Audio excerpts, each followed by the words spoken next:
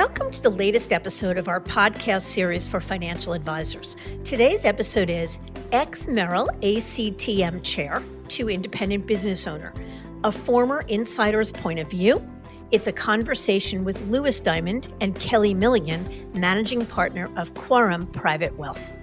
I'm Mindy Diamond, and this is Mindy Diamond on Independence.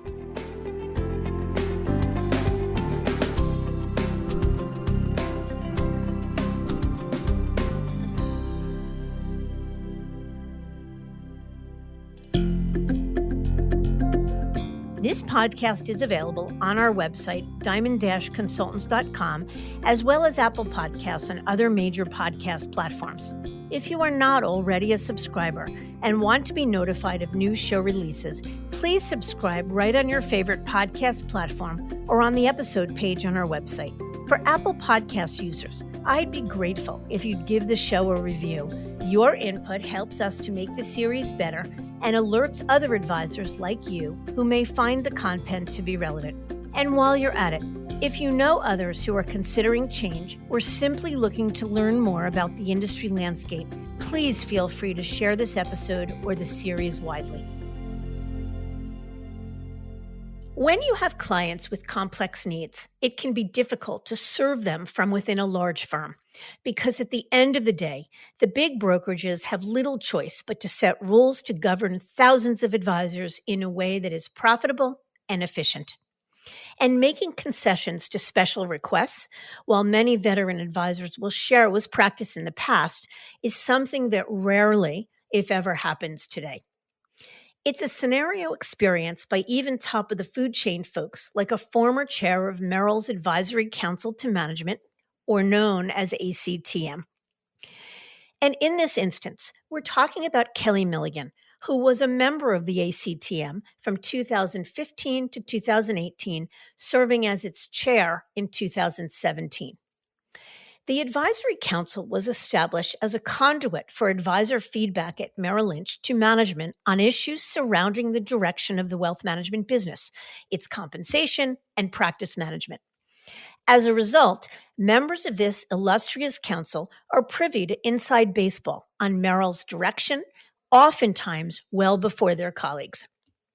But as Kelly shares, the group acts as an advisory council, not a decision council. And therefore, while input may be provided by the advisory staff, the actions and policy mandates may ultimately not reflect as such.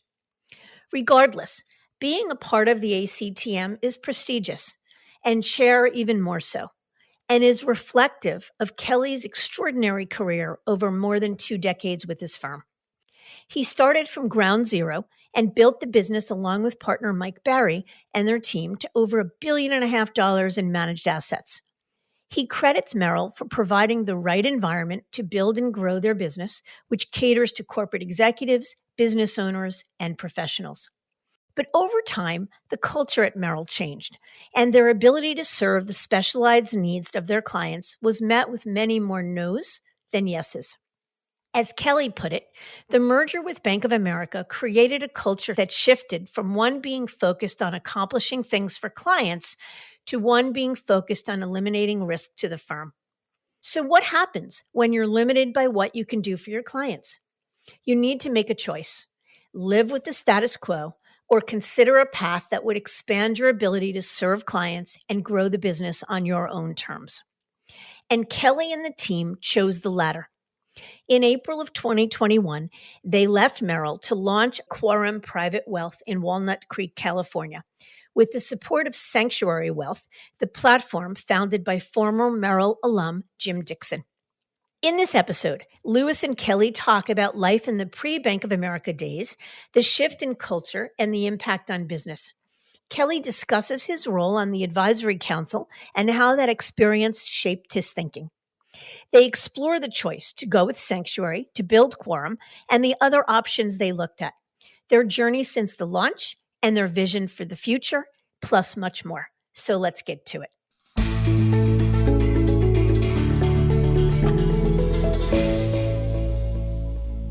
Kelly, thank you so much for joining us today and sharing your story. Oh, you're welcome. Happy to be here. Perfect. So, why don't we start off if you can tell us about your background and how you found your way into being a financial advisor in the first place? Sure. So I went to UC Berkeley undergrad, got a degree in economics, and then following that became a litigation consultant. So we would prepare damages calculations for attorneys that were involved in massive litigation.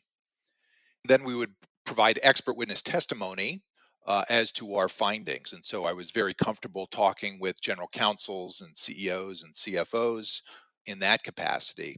And then the day that I made partner at that firm, I left and joined Merrill Lynch in January of 2000. Along the way, I earned an MBA and a Juris Doctorate at UCLA as well. But my career previous to Merrill was as a litigation consultant. And how come you made the move into being an advisor? Well, I realized that being a litigation consultant was a very narrow field. You have a very highly specialized set of skills, and a great day being a litigation consultant would be winning a case and you add $100 million to the bottom line of some giant corporation. But now I sit across the table from my clients, and a great day is telling them that they can retire with the lifestyle they want, or they can send their kids to the college that they want, or they can buy a vacation home that they've always dreamed about. So it's just a much more satisfying outcome in the day to day work. Sounds the way. And clearly, based upon the substance of the rest of the interview, I think you made the right call. I think so too.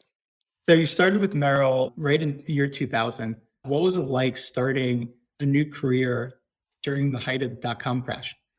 It actually turned out to be a great time to start. And that is because I didn't have any clients, so I didn't cause any financial distress for anyone by investing their money at the peak of the dot com bubble. And everyone was open to another opinion, and they were open to another call. That was also a nice time because it was before Merrill had instigated a relationship management tool where they prohibited teams from calling, or advisors from calling, anyone who was involved in a liquidity event. Back then, it was a wild, wild west. You could call whoever you wanted. So I would call CEOs and CFOs of companies because no one said that I couldn't. And I had an opportunity to pitch to them along with 600 other people. And then I would keep calling them and keep calling them and keep calling them until I heard a no. I like it. Persistence.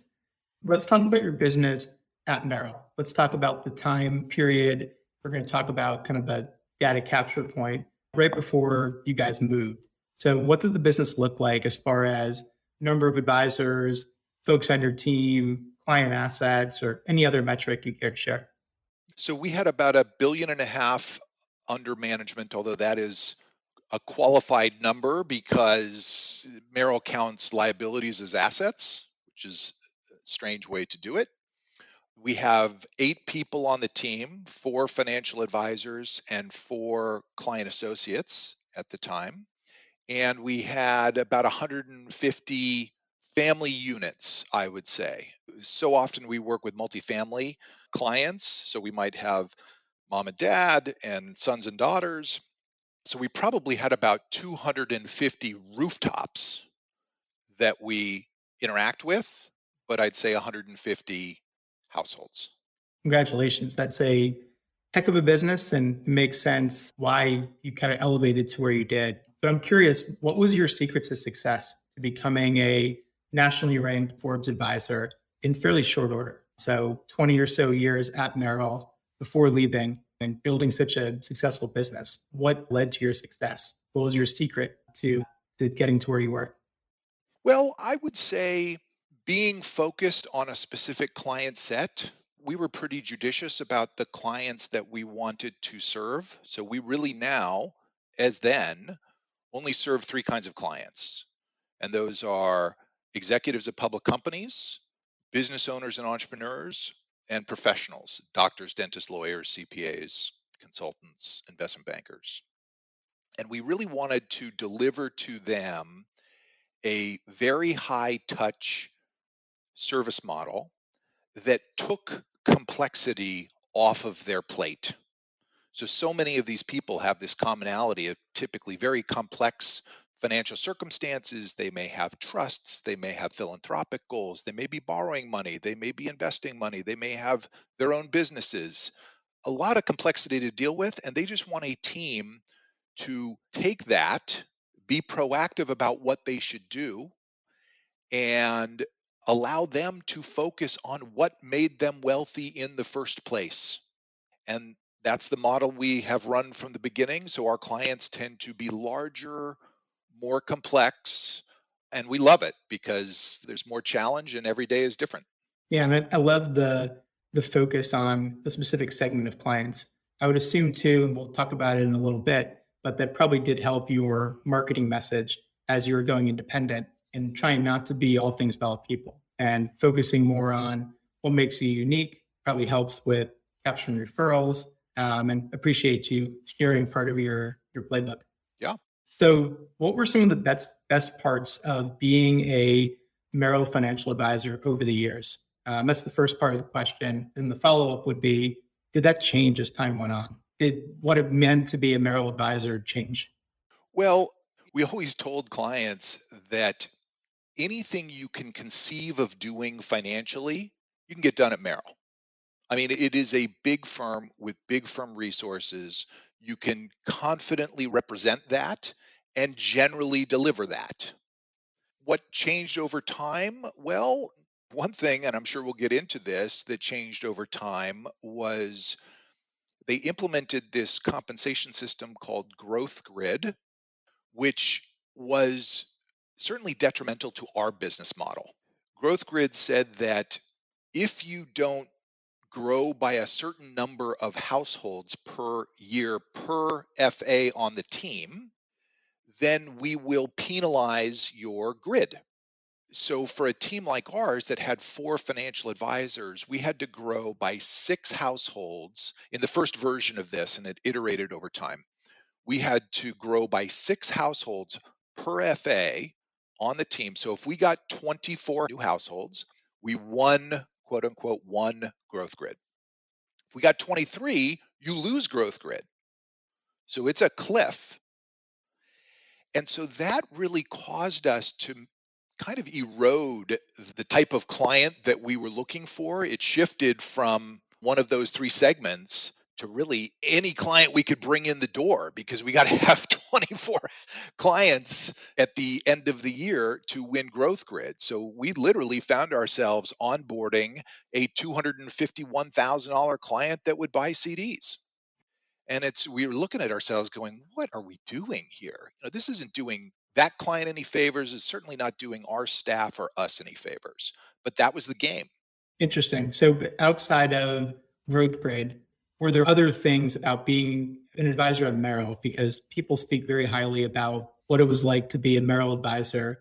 Certainly before the B of A merger, did you start seeing some changes outside of growth grid that led you ultimately to want to change? Well, originally Merrill was a very, I would say, entrepreneurial firm. They would encourage you to seek new ways to help clients, and you could generally get business decisions made rationally. And kind of the North Star is your clients' well being. And Merrill's principles started with clients first. And then after the merger, there was a new set of principles that did not start with clients first. And the environment shifted to being one of, let's make sure that we are accomplishing things for our clients, to let's make sure we are minimizing, and even better yet, eliminating risk in the business. And one of the best ways to eliminate risk is to not approve anything, not do anything. Easiest to say no, and then there's no risk in that decision. Right. I definitely see how you're a very focused business that was on more complex clients. You probably needed more exceptions than the norm because of the complexity of your client relationships. So I definitely understand at least the makings of some of your frustrations that ultimately led to your team's decision to leave? Absolutely. When you have to call 10 times and you hear no, no, no, no, no, and then on the 10th time you hear yes, we actually kind of prided ourselves as being a team that's willing to do that, willing to go to the mat and make that call 10 times because we know it's right for the client. And ultimately we would get the yes. But can't we just circumvent all of this and agree that the yes should be the first call? And how do we help the client? Yeah, absolutely. So, one of the reasons I was most excited to interview you today was that while at Merrill, you had the major honor of serving as the chair of Merrill's Advisors Council to Management for ACTM. For those non Merrill listeners, can you explain what that is and why it was such a prestigious posting at the time? Yeah. So Merrill has a council of 13 advisors selected from among the 15 to 18,000 advisors that they have that is representative to management of the financial advisor population. So we were really kind of a body that weighs in on policy decisions Great. and really provides management with the perspective of financial advisors. And the way we threw weight behind that is we had an open call line or email inbox that was staffed by the members of the ACTM and always responded to, where we'll accept any and all comments, complaints, criticisms, and source those to the right person. So we were really kind of the conduit between management and financial advisors to get answers about policies. Very cool. It sounds like you're almost like a member of Congress. Exactly. You really are because it's regional. They try to divide the representation up sort of by region. It's similar to being a member of Congress. There's a lot of noise to cut through, but at the end of the day, your mandate is to try to drive change. And clearly, your peers talk highly enough of you to put you in that role. So, congratulations. I know many advisors try to get on the council, but don't. But I'm also curious because you had this ACTM lens, did you get a sense of certain changes that management was trying to implement or different things that were coming down to the pike that gave you unique information or, dare I say, inside information about where the firm was headed? So maybe it was double-edged sword that you had this role. Well, I think we learned that there are certain policy decisions that we are advising on and certain policy decisions that we are informed of. And, an example of policy decisions that we're informed of are largely compensation decisions.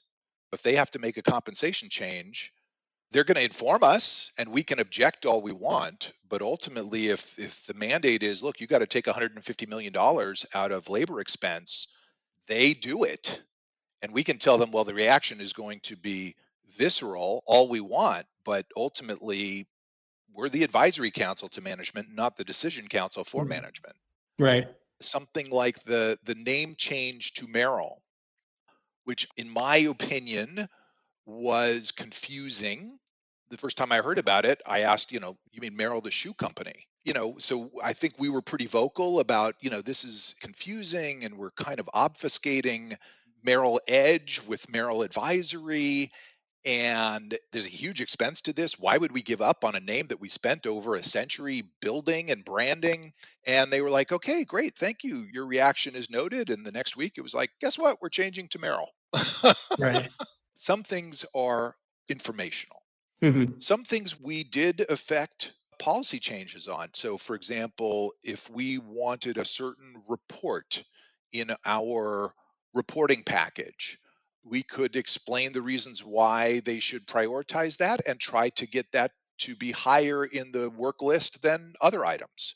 So, a lot of the times we would have influence in prioritization of strategic projects that Merrill Lynch was working on. Very interesting. Did you see the power or the influence of your ECTM cohort? Did it change as time went on, or was it relatively consistent with the inform versus advise on paradigm? Well, I thought it was consistent. I mean, the council was very well regarded, and we had the ability to call before us everyone in leadership, from the marketing group to HR to legal to, we even had Brian Moynihan come join us one year, the CEO of Bank of America. So we really got to see how the sausage was made, and I think that still is true. But I think also there are some decisions that they are looking for ACTM blessing on, because it's just kind of easier to sell it to the advisory division once you have that. And there are some things that they are just not interested in in a blessing. It's happening. It's a policy decision already made. Right. So how about the concept of this inbox or the helpline that advisors could reach out to? Did you see consistent themes in the reasons advisors would reach out? And did those themes change tenure on the ACTM increased? I think there was a consistency throughout my tenure in that it's just so wide ranging. I mean, the stuff that comes into the inbox is everything from, guys, I don't know where to go for a new business opportunity. Can you help me? To, boy, this new compensation system that they're rolling out. I have objections, and here are my 37 objections, and everything in between. So I think that doesn't change. And the council, I mean, it is a second job. It is completely unpaid, and it should be unpaid, but it is a lot of time, and the people who do it are very, very dedicated. And it was an honor to be part of it for sure. But I would say the types of questions that we got were the same year after year after year. There was just different policy decisions that were being contemplated and reacted to.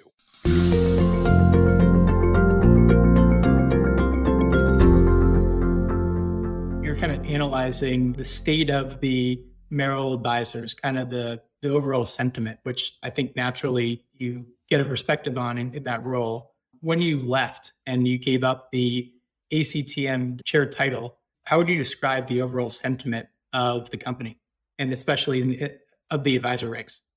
Yeah, I think advisors are seeing more and more the influence of Bank America manifest itself in terms of risk control. And I would express it as Merrill Lynch was a firm that for 110 years strived to help advisors manage risk for clients. That's their job. And Bank of America is a firm that seeks to eliminate risk. You can't do that. Every business decision, every time you try to do something for a client, that has risk in it. But I think advisors are feeling more and more this environment that, I'll give you an example of a couple of things that really drove our decision to leave. One was that in May of 2020, we were told by management that the agendas that we prepare, so we would type up a Word agenda of everything that we could think of to talk about for a particular client when we have them in to do an account review. We've been doing this for 22 years. In fact, Merrill flew us, my partner and I, around the country as part of their optimal practice model to expound the virtues of detailing what client meetings are about and preparing agendas. They told us in May of 2020, so those agendas that you've been preparing, those will now require management approval before you send them to clients, and that will take 2 weeks. And we're like, well, in 2 weeks, all the data that we put on those agendas is going to be stale. You're effectively telling us that we can't prepare these agendas. And they're like, well, that's the policy. I went right onto the ACTM inbox and said, guys, is this true? I mean, I went all the way up to the top, and they were like, nope, that's the policy. And we're like, that is antithetical to the process of communicating with clients. And that's the opposite of communicating with clients. That was just mind blowing to us. That's an example that affected us that is kind of descriptive what the FA population is feeling now. It's just an environment that is more about eliminating risk to such an extreme that it compromises clients first. Another example, we had a client who had over $10 million with us on deposit. This client had been buying condominiums in Santa Fe, New Mexico, had bought 5 of them and rented them out, cash flow positive. And for each condo, they would get a small mortgage, about 50% loan to value, and just put a little leverage on it. That's the way that they like to do it. So this gentleman was an executive at a biotech company, retired. It was a biotech company that we ran their deferred comp for the corporation. He had about $2.3 million in this deferred comp plan, in addition to the 10 million he had with us. He retires, he moves to Santa Fe, New Mexico. They do condo number 6, and the bank, after 3 months of trying to evaluate a $200,000 mortgage for a $400,000 condo, denies them. And we go back and forth and back and forth. And they're like, look, we're unequivocally denying this client. We're like, well, they have this deferred comp plan. They're going to get $230,000 a year just in income from that. Oh, we don't count deferred comp. That counts as a zero. Okay, how about the income that they get from the 5 condos that they have loans through you with? You can verify that. We don't count those because those are too new. You don't have a long enough income stream to count that. We'll count all the debt against you, but we won't count the income. Well, what about the assets that are on deposit? Oh, some of those are IRAs and qualified money. We have to discount all of those down to a factor. So they basically denied him for lack of income.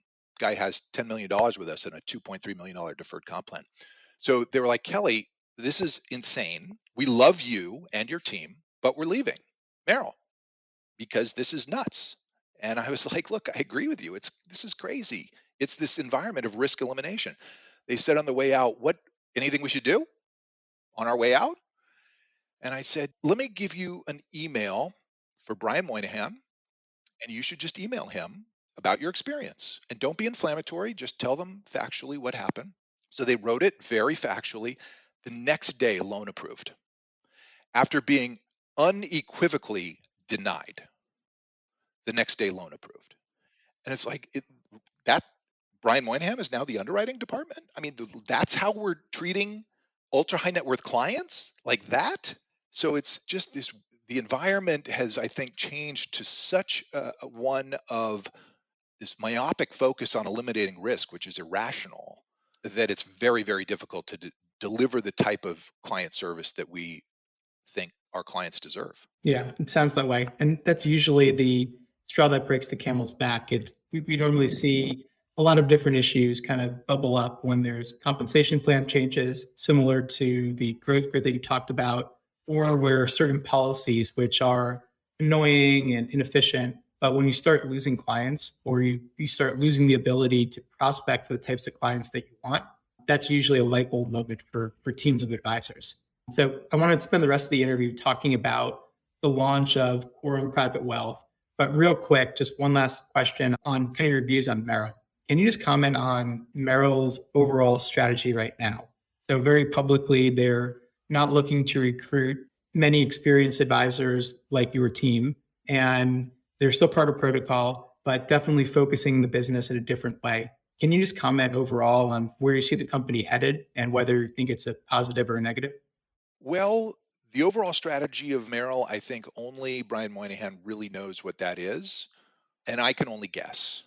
But my guess in looking at the policy decisions the firm has made is that they want to be the Starbucks of investment management. And by that, I mean, they want to get to a state where if you walk into a Merrill Lynch office or a Merrill office or Bank of America office in Miami or New York or San Francisco or Kansas City, you're going to get exactly the same advice and exactly the same model delivered in exactly the same way. And if that were your strategy, the first thing you would do is stop hiring experienced advisors, because they're not going to do that. They're going to create bespoke investment policies for clients, as they have always done. The second thing you would do is train new advisors on really bank products and bank models, which they have done. And so eventually you just play a waiting game and you wait for experienced advisors to either retire or die or leave.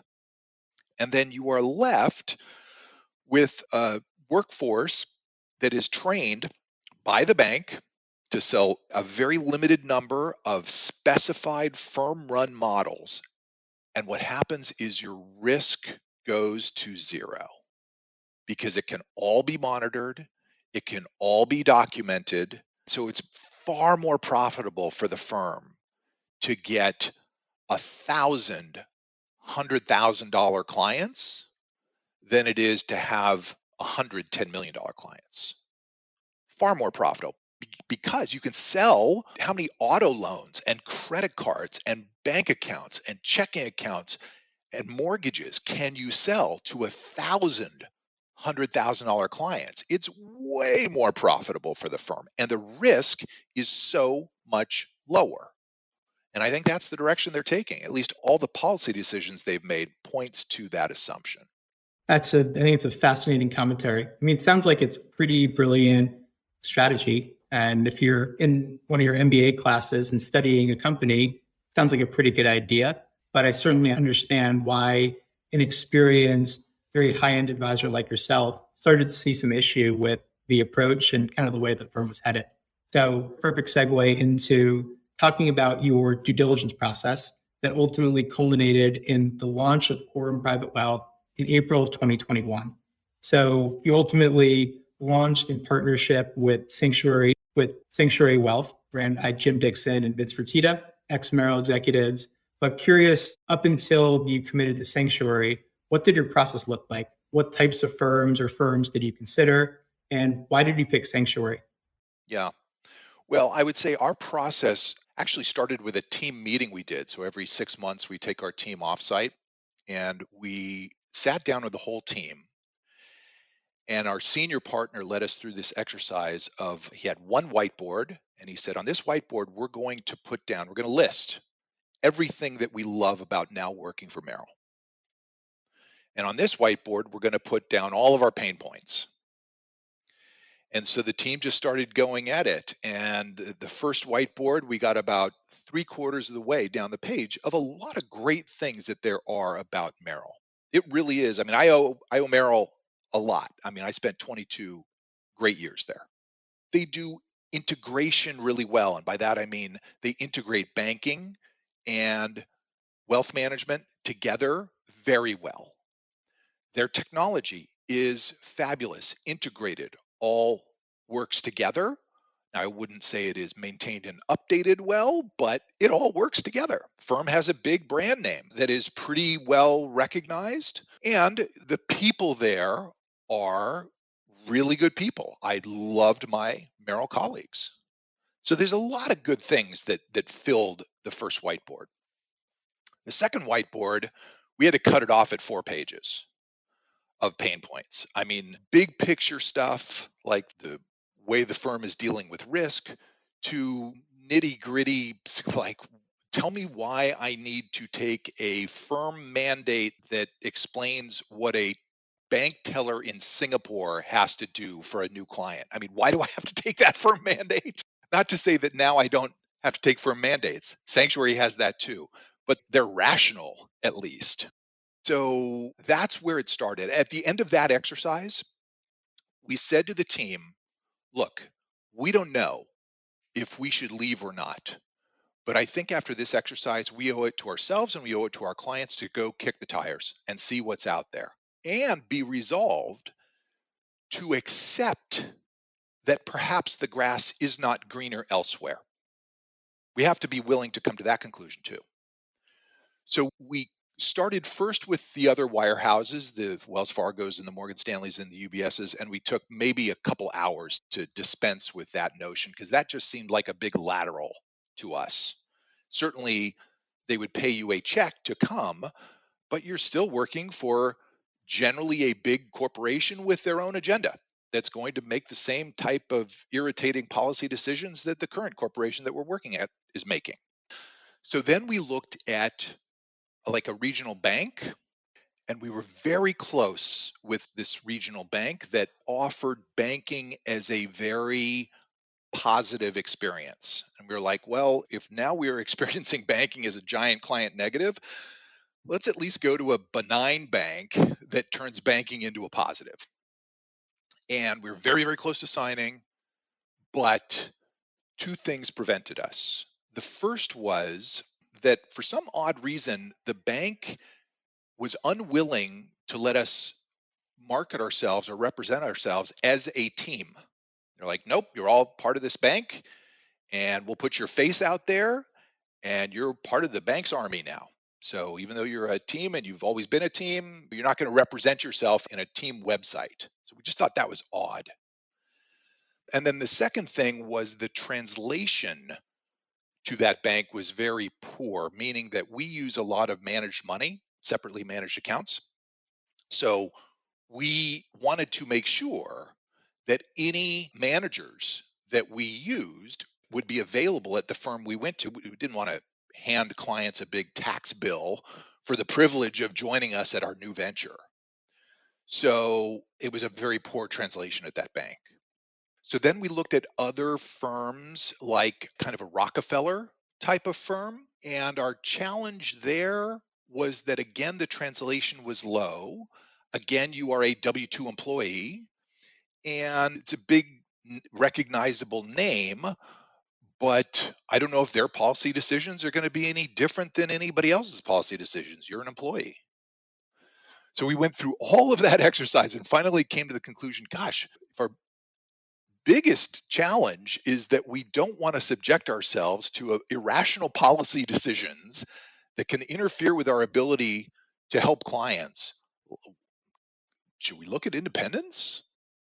Like maybe that is the route. And so from there, we started looking at firms like Dynasty and Focus and Sanctuary. And so Dynasty, we just thought that was a kind of a bridge too far. Our perception of Dynasty is that they help you create an RIA. That means you have to hire your own compliance officer and you have to provide your own platform and back office and technology support and supervision. And we didn't want to be in the business of creating a whole back office. We were happy to pay for that and have someone do it that does it well. Then we looked at a firm like Focus Financial. And the challenge with Focus is that they required an upfront agreement to sell part of your firm to them. And we just felt like, boy, we don't even know what our firm is. Like we've never been independent. We've never lifted it out. We don't know what that looks like. So how could we now make a decision to sell something that we don't even know what we have?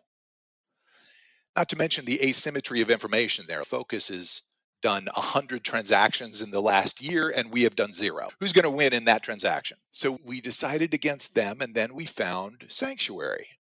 And the argument for Sanctuary was, number one, it was founded by people from Merrill Lynch that I knew because I worked on the ACTM. But more importantly, they knew the Merrill platform. They knew what environment in which we had operated, so they knew what we expected, and they knew all of our pain points. So they worked intentionally to solve those pain points and provide an environment where, getting back to I got to make 10 calls to get to the yes, I pick up the phone now calling Sanctuary, and there's a person on the other end of the line who says, yes, that is the right thing to do for a client. Let's figure out how to get that done. So it's just much more of a rational policy-making, decision-making process. They're actually partners in the business as opposed to adversaries. And then the translation was extremely high. So we were able to engage all of the managers that we used at Merrill. Almost all of our alternative investments came over. All of our structured notes came over. The platform for structured notes here is way more robust. Just a lot of positives in the transition process that made it not only easier, but a pretty compelling value proposition pickup for clients. So, Kelly, it seems like you took almost a reverse course to independence. Many teams that we engage with, they'll start off saying, I want to be a business owner. That's their saving grace. They'll never even consider another wirehouse or bank-owned firm. So is it fair to say that you weren't always thinking about being a business owner, but that when you looked at the independent landscape, you found a partner like Sanctuary that you got a light bulb moment and it clicked that in order to accomplish what I need to for clients, because of my own goals and our team's goals, we really need to be independent in order to accomplish this. Is that a fair characterization? Yeah, I think that's it. We started with not what is our experience as advisors, because we felt like our job is to be a buffer between the firm and clients. And if there's ridiculousness and challenges from the firm, our job is to smooth those over and then deliver to the client a five-star experience. So we started from the lens of, are we now at a firm that delivers the best possible client experience? Yes or no? And I think the independent space, and Sanctuary in particular for us, was the answer to, this is the best it can be. We can offer objective advice. We have true business partners that can help us achieve client outcomes. We have robust technology platform. We have all the same supervision and compliance that is rational and client focused. And so if we can deliver that, it's kind of our North Star. If we're trying to get to a better client experience, that's why we ultimately got to the decision for independence. Love it. And I think it's your analysis of the different platforms you looked at was, I think, pretty spot on. But a different advisor who went through the same process may have called out some deficiencies in Sanctuary, for example, and their North Star may have been things that another platform was able to offer. So, for instance, looking at a company like Dynasty with having more control and freedom than you would in a shared ADV model, that may be what a team thinks they need in order to serve their clients best. So we always say there's no perfection in any move or any platform. There's give ups and trade offs across the board. But it seems like for you, you found the right partner and just happened to be in the independent space. Yeah, look, if you want to hire your own compliance officer and have control over that, this is not the right model for you. Sanctuary is not the right fit for you. You're not going to be able to do that here. To us, that always seemed like a conflict of interest. Like, who pays the salary of that compliance officer? Whereas now we can say, look, one thing we really enjoyed at Merrill was the fact that there was a robust compliance and supervision infrastructure that protected clients. That's a benefit. We liked compliance. We comply with compliance. Hopefully, it's not unreasonable or obstructive compliance, but even then, we buffer the client from that and we comply. We like that. So, we wanted to find a firm with the same infrastructure so that we could represent to clients. We're starting with safety and security. That's where it has to begin. You're coming from Bank of America. You can assume safety and security. With us, the first place we're going to stop is the choice of our custodian. We chose Pershing, which is a larger custodian of client assets than is Bank of America. So you pair that with the compliance and supervision that you get from Sanctuary, which is derivative of Merrill Lynch, because all the people who provide that came from Merrill Lynch. Clients get the same level of safety and security, if not better, through Quorum Private Wealth. Very interesting. It seems like for how much you likely are paying a platform like Sanctuary, that there has to be more services you're deriving other than just the back office. Can you explain maybe some other areas that Sanctuary helps your business? One of the intangible areas is the culture that Sanctuary has created that I really didn't expect. I mean, I did it that independence would be this very cloistered, very individualistic environment in which you really don't have interaction with colleagues. And the opposite is true at Sanctuary. So Jim Dixon has created many opportunities for advisors at the different partner firms to get together, to share ideas, to help each other on their businesses. He's actually kind of recreated an advisory council, which I'm a part of. So there's a lot of interconnectedness in the firm, and I think that is very valuable. There are also resources at Sanctuary that are somewhat unique. They have a global family office that we have partnered with that offers a variety of services to ultra high net worth families. Everything from pre IPO planning to family governance meetings to day to day bill paying or staff management. Something very unique for an independent firm to be able to offer. And Sanctuary brings those resources to all of the advisory firms as part of their package. Yeah, it sounds compelling because as an independent, nothing stops you from building a back office or creating a family office, but it's more about do you have the scale and the desire to hire and kind of build that yourself? Or as your team decided, let's pay to outsource it and probably we can make more if we did it on our own, but it also would take valuable time and energy, which seems like you want to pour into actually running the business. Well, that's the thing is you can decide to maybe save a few bucks and hire your own compliance officer, which you have to meet with and monitor and hire and supervise. And we would just rather spend that time finding our next client. Absolutely. And how about the transition? So, how did it go? I would assume you sent shockwaves through Merrill when you left. And we hear stories about what Merrill has been doing to try to retain clients. So, how did that go? So, what sort of transition portability did you have? And what did the pitch sound like? When you called up your top client when you left, what did the soundbite from that conversation? Just if we can get an inside look into that, would be very helpful.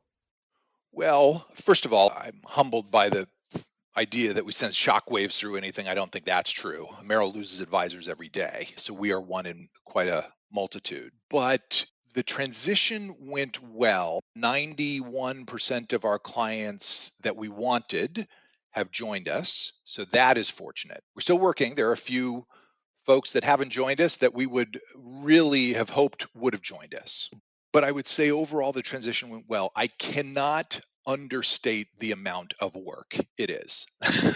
Transitioning to your own firm is a lot of work. We spent 22 years setting up client accounts and all the paperwork that goes along with that, and all of the loan accounts, all of the infrastructure, all of the stenciling and titling.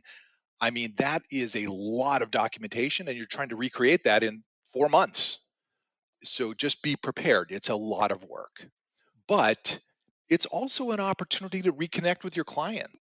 We decided that we would adhere to protocol and take the 5 pieces of information that protocol allows. And I would recommend that highly of every advisor that is contemplating a change. Protocol is a gift. Take those 5 pieces of information and nothing else.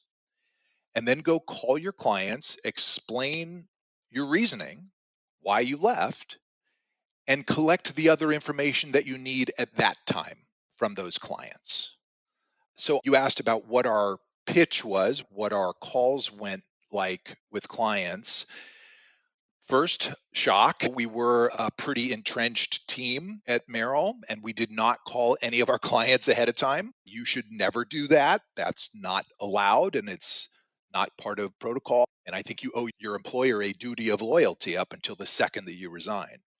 So we didn't call any of our clients ahead of time. We called them on the spot and told them, look, we actually left 7 figures of deferred compensation and hundreds of thousands of dollars of startup costs to make this new firm. Why did we do that? Because we know in our heart of hearts that we can deliver a better client service experience for you that is conflict free, that has rational business people in the back office making decisions guided by the notion of client first.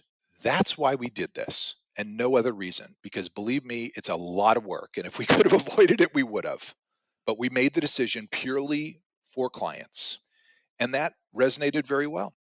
So I'm curious the clients that still haven't come. You mentioned the 9% or so that you wanted to come that are still at Merrill, presumably. What was their reasoning for staying behind? So, a couple of them were stapled to the bank with banking, which is sad. I mean, we have told every client, look, if you love banking at Bank of America, keep banking at Bank of America. I mean, they are a good global bank. If you want to work at Chase, we're fine with that. If you want to work at Wells Fargo, fine. Do your banking wherever it suits you. We can connect to it, we can complement it, but we're not a global bank and we're not going to continue to be your tellers when really we shouldn't be doing that work. And so a couple of clients stayed behind because they just were married to the integration of banking and wealth management, which is the firm's strategy, but it's not as persuasive as the relationship that you have built with these clients most of the time. A couple other clients are just super slow. Um, I have one that was originally kind of laid down by COVID, and then he's been traveling to India, and it's just taken a long time.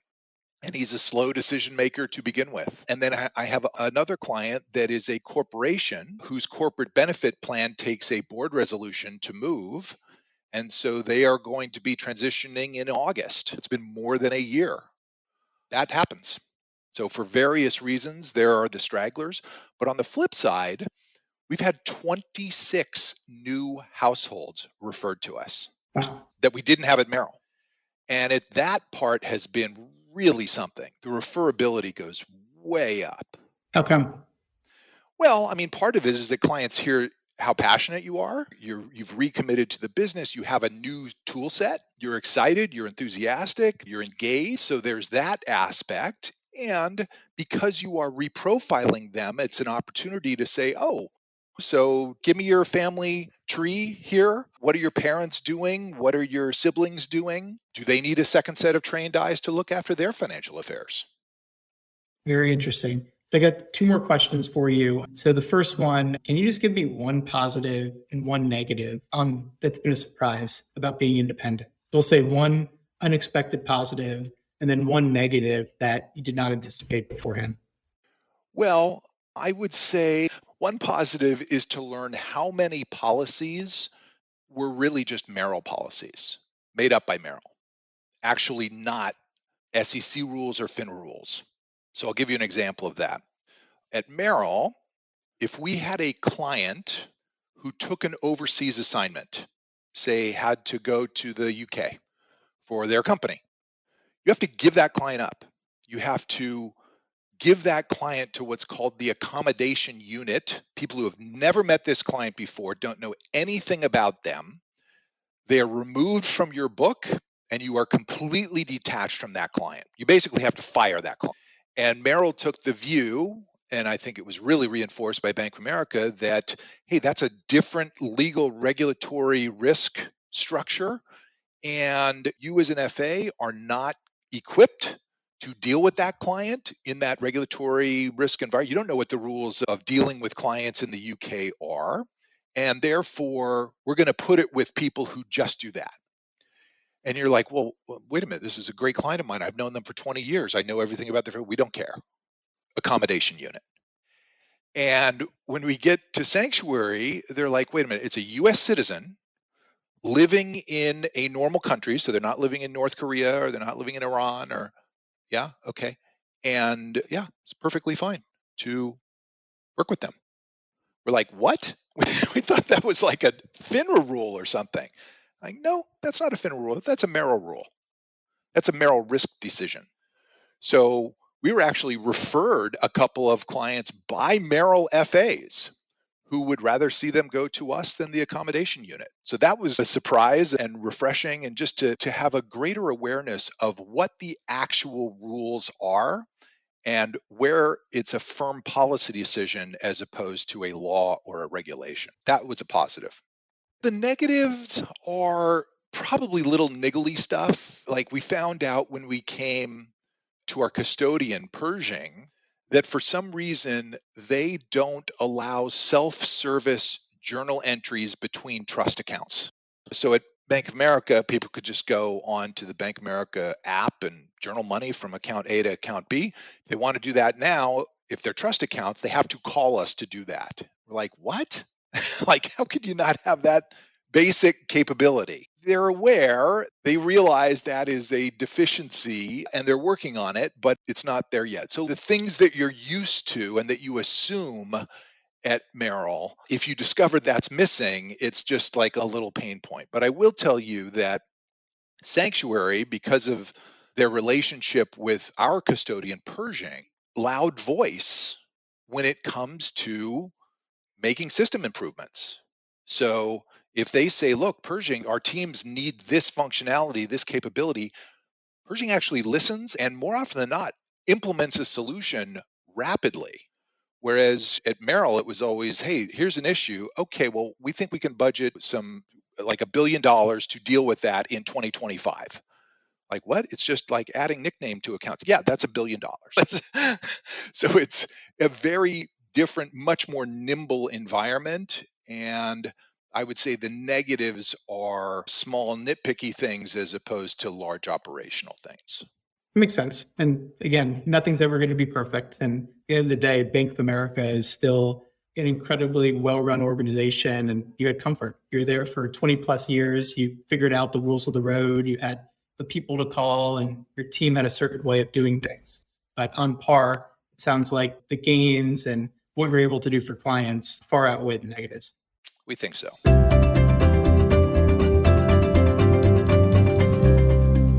Last question for you. Given that you were such a visible person within Merrill, I'm sure many advisors seek you out for counsel and guidance, just wanting to understand why you moved, how you did it, et cetera. So what's the prevailing piece of advice that you give Merrill advisors when they call you, or that you'd give to any advisor that's considering transition who might be listening to this podcast? Well, I would say the main piece of advice I would give is be honest with yourself about what is your motivation to monetize part of your business. Are you looking for a check? And I'm not discounting that. I'm not judging that motivation. That's a legitimate motivation.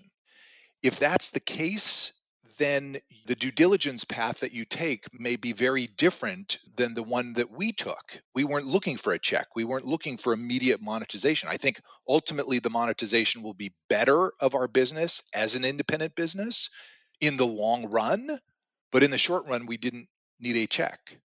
So just try to define for yourself up front, why are you doing this? Is it because you are upset with the platform that you're on and you want to make a change? Is it that you think your clients could have a better experience? Is it a combination thereof? Or do you just want to get paid? And that will drive the firms that you should investigate. That's great advice. That's part of what we help advisors with too, through our assessment process, is trying to vet out the non-negotiables and thinking about what's the most strategic way to attack due diligence. So I think we view that in a similar way. Overall, I think we could probably do another hour or so, but you're busy. You got a business to run. So thank you again for taking time. I loved hearing about the insider perspective you had as the chair of the ACTM at Merrill, and just hearing about your journey to being a business owner. So thank you for sharing your wisdom and guidance. And I loved everything we talked about. So thanks again, Kelly.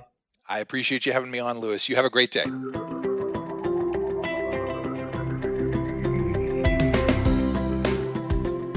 I think Kelly said it best when he referred to his clients' well-being as their North Star. As such, top advisors seek to ensure that their firm's policies are aligned on those same principles. For Kelly, in a landscape replete with options, there were plenty of ways to find a path that would allow them to maintain focus on their North Star. And that's just what they did. I thank you for listening. And I encourage you to visit our website, diamond-consultants.com, and click on the Tools and Resources link for valuable content. You'll also find a link to subscribe for regular updates to the series. And if you're not a recipient of our weekly email, Perspectives for Advisors, click on the articles link to browse recent topics.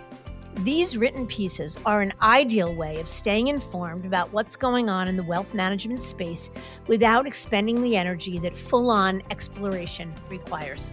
You can feel free to email or call me if you have specific questions.